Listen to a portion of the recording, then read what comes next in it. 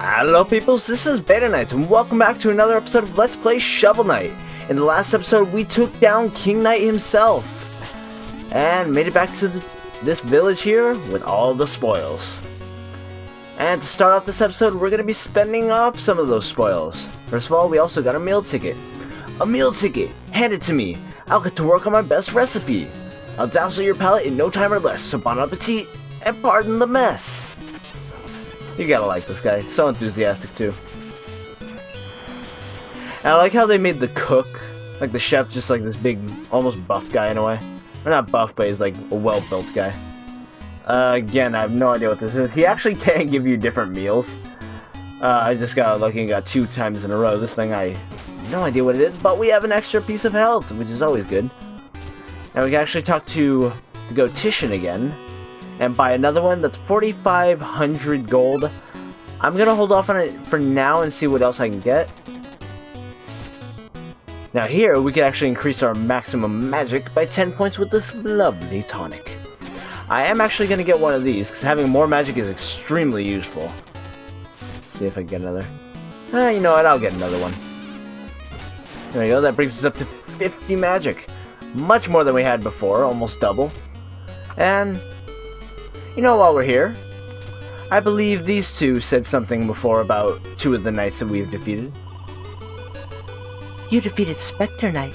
Now behold my greatest treasure. Dance!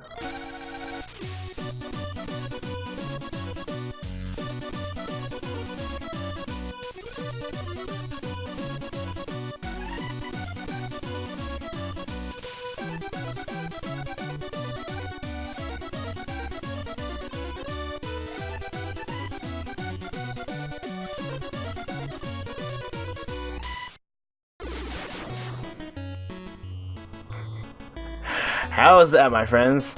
And for that big show, we get a music sheet of that very song. I believe you can talk to her again anytime to see the dance. I'm pretty sure I'm not going to attempt it now. Let's see what the deposed king has to say. King Knight reigns no more. Huzzah! Now I can rule Pridemore. Hurrah! I can't wait to greet old Plume and Beaky. They probably can't wait to see me. Plume and Beaky wouldn't happen to be the names of 2 griffins, would they? Ooh. Now I feel a little bit bad about... Have fun, go back to your kingdom! Okay, let's see... Yeah, wait. You have anything else for us? I was afraid as I jumped over the bottomless pit, but then I got over it. I wondered why the Black Knight's shovel was getting bigger. Then it hit me. I like that one. I'm sure your quest will pay off in spades, hero. Ha ha ha. So proud of himself. Hey, Chester. Hey, you bought up all the relics I had on hand, but don't worry, I'm already planning my next trip. So we can't buy anything else from here for now, but who knows, maybe in the future. Hello, fish friend. All hail the Troupple King. I would actually like to go and pick up that other Troupple Chalice, because I'll be going into what that is later. Grab that again, don't know if it actually does anything, I don't think so. Let's see, there's nothing really else I want to get done in the village at this moment.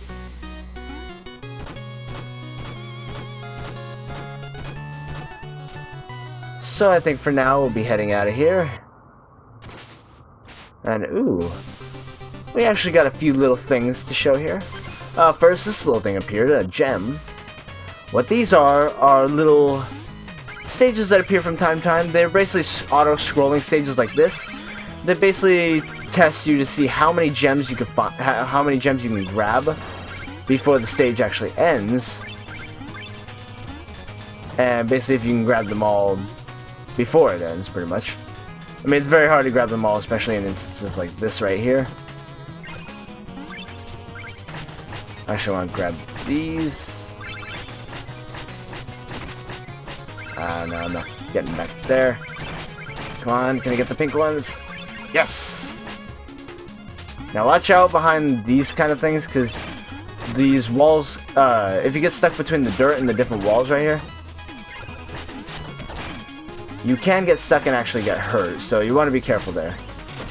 Now come over here. A couple more gems. And, as you can see, we're up another couple thousand gems just from doing that. Now, I do want to show this down here, the Forest of Phasing. But first, I think it's long overdue that we enter the Troupple Pond. Honestly, I'm going to be completely honest, something I probably should have done before going after Spectre Knight. Ugh, I was not prepared for that. Oh. Well. Hello there. Hello, friend. You are very large. A little cute, but slightly frightening. Hello? Troupple King. Who has awakened me? Mortal. Dost thou need aid? Aid me. I sense a Troupple chalice. I can fill it with the magical ichor. That's pronounced ichor. Choose your ichor wisely. Now here, guys, we get 3 types of ichor that he will give us for free at any time we want to come and refill either of our 2 chalices. These are extremely useful, and I would highly recommend you guys have some of these stocked up at nearly all times. I say nearly because you can actually fish up the little Troupples, as you saw in that last stage when we were in King Knight stage in Pridemoor, where I fished up one little tiny Troupple, and he gave me some ichor from the Troupple King himself. And where there's the ichor of renewal refills all health and magic. This is amazing. I love it. Ichor of boldness, which we got before, become invincible for 10 seconds. I swear this, the first time I played, actually helped me against Spectre Knight so much. I lost like the first time I fought him. Then I went in, and just before I died, I activated this and just wailed on him as much as I can, and I just barely made it out of the battle alive.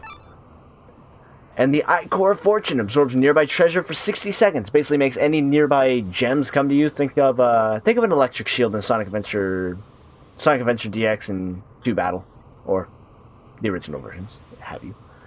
Let's see. You know, the health is nice, but I think just for now, I'm gonna grab this one. Subjects, a new initiate joins us. The ceremony shall commence.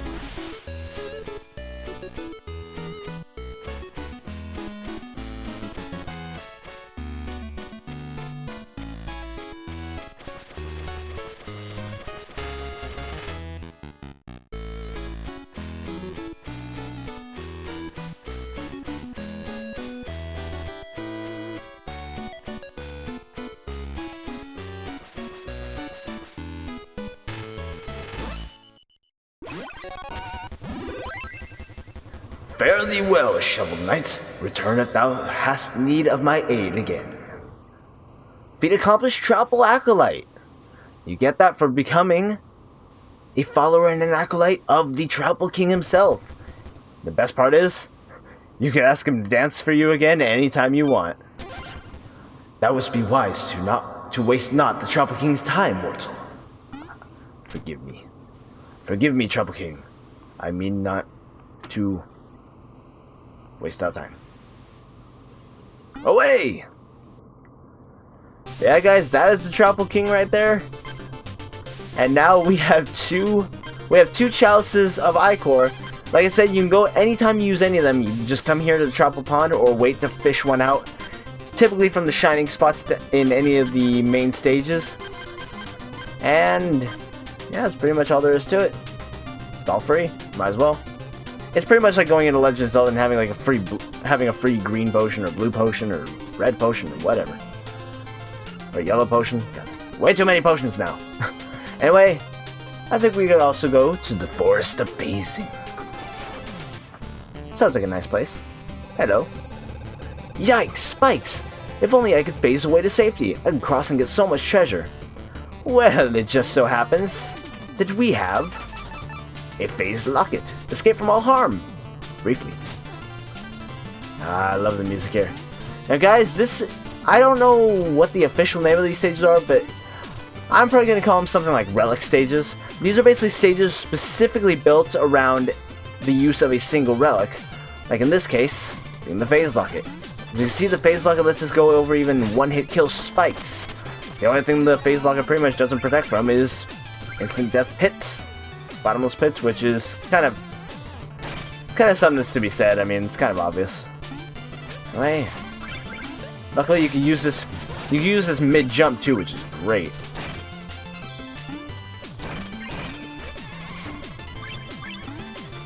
As you can see, it only lasts for about 1.5 seconds, so you want to be very careful. Be very careful and sparing with how you use it.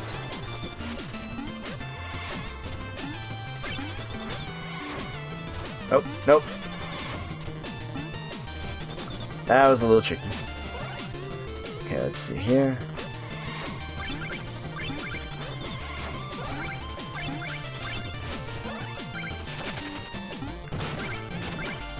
Let's see, make our way across here.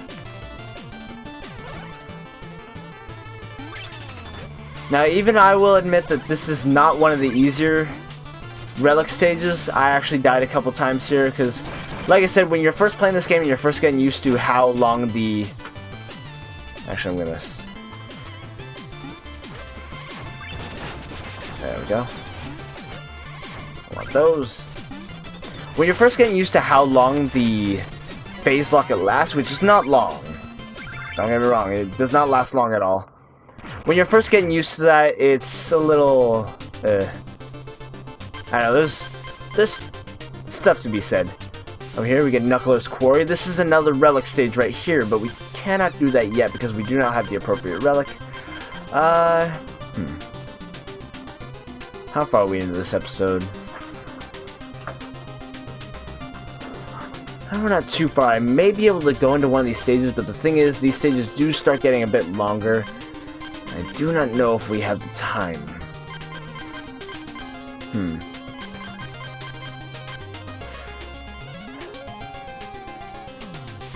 I may actually end up making this a shorter episode than prior, my friends. Simply because I do not want another episode to go on as long as the one where I defeated Spectre Knight. That went on way longer than it should have as it was. And I don't want another episode to go on like that. And given the stages coming up, I remember them vividly.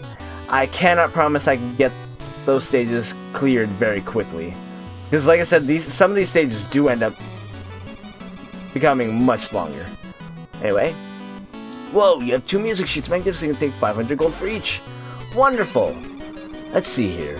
Oh, you found Watch Me Dance. You should write a tarantella. Last time I take the advice of a painter. Now that I have this music sheet, I can perform it for you anytime. Just ask. You know, I might as well show this off while we have the chance. Let's see.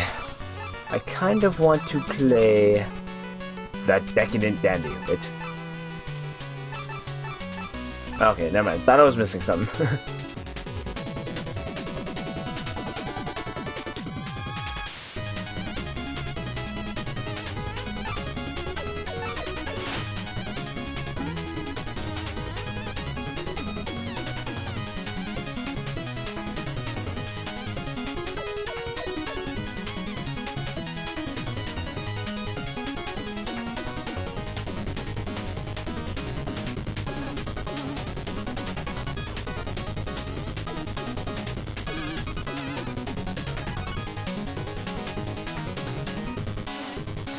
Yeah, you can see how really pumped out they got with this. And actually, that is one more thing I will mention about this, about the game in general, is that the music in this game, now, even though it sounds so crazy as it does, the music from this game is actually playable on an NES system. It does not surpass the limitations and the qualifications it takes to play on an NES console. Now, the thing is, the Western console for the NES can only play on, I believe, 3 layers, basically 3 different layers of audio, while the Famicom, the Japanese version, actually had an advanced chip later on in one version of it that didn't make it to the West that is actually able to play off of 5 different layers of music at the same time. That's why in a lot of games you'll see, like, when a sound effect occurs, you'll notice like something like a drum beat or part of the music will disappear for a second until that sound effect ends. That's because that sound effect has to take precedence over part of the music just to be able to be played. While on the Famicom it typically didn't have to happen. Actually, you can find comparison videos all over the internet now, especially on YouTube. Look up Castlevania 3 and the difference between the music of the US version and the Japanese version. The difference is astounding. It is crazy. And I would highly recommend you guys check it out. Check it out. Alright guys, let's see if we can get a happier theme for a moment. There we go.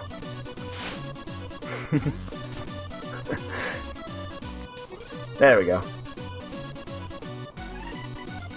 Anyway guys, I think we're gonna end this episode off, but I want to end off with one thing. As you guys may have noticed, the little betas question thing down in the description has been there for a while, and I keep neglecting to actually go back to that. I'm still getting used to it. I keep forgetting that it's even there, I'll be honest. Now, God, this song is almost distracting. Jeez, maybe this wasn't a good pick. Yeah, it's catchy at least. Now, one of the things I will say is, let's see. I'm not going to go into too heavy detail just because I don't want to just sit here talking and bore you guys for too long at the end of this video. If you guys aren't really interested in the answers to the questions below and possibly the creation of a new one, then go ahead and you could just end the video off here. This is where I'm going to end the video off after this. So just letting you guys know. For those of you leaving, have a good night. Anyway, the first of the 2 questions was, what is your favorite gaming genre, and what's one of your favorite games from that genre? Now me, I don't know if I could pinpoint an exact genre that I would say is like my top #1 favorite. I mean, I have a love of a lot of them, like platformers, RPGs. I think I would have to go, you know, I'm not going to pick a single favorite because it's too hard to do. I mean, I don't have a specific single favorite for them. But for now, I think I'm going to go RPG because those tend to be the ones that I enjoy the most due to the fact that it draws me into the story and the world of the game a little more. There's more lore behind it, and it kind of sucks you in more. I mean, not saying a platformer like this can't. I mean, I love this game. But, see, one of my favorite RPGs. Some of my favorite RPGs would definitely have to be between Pokemon and Xenoblade Chronicles. My God, I never thought I would fall in love with that game as much as I did.